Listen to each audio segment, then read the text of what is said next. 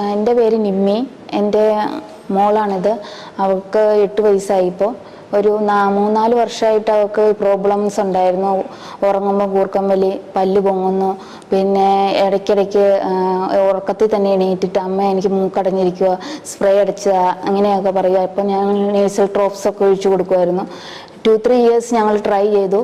അത് കഴിഞ്ഞിട്ട് കുറയുന്നില്ല. അപ്പോൾ ഇവിടെ സ്മിതയിൽ ഡോക്ടർ സനുവിനെ വന്ന് കണ്ടു.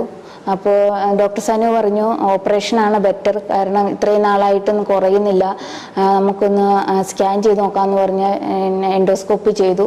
അപ്പോൾ 4th ഡിഗ്രി ആയിരുന്നു അഡിനോയിഡ്. അപ്പോൾ ഓപ്പറേഷൻ അല്ലാതെ വേറെ പോസിബിലിറ്റി ഒന്നും ഇല്ലായിരുന്നു. അപ്പോൾ ഓപ്പറേഷൻ ചെയ്യാൻ തന്നെ തീരുമാനിച്ചു. ലാസ്റ്റ് വീക്ക് ഞങ്ങൾ ഓപ്പറേഷൻ ചെയ്തു. ഇപ്പോൾ 1 വീക്കായി.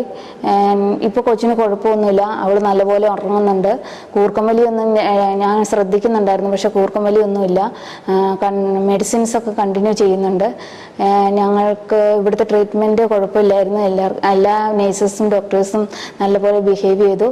Thanks really we are thankful to all nurses and doctors in this hospital.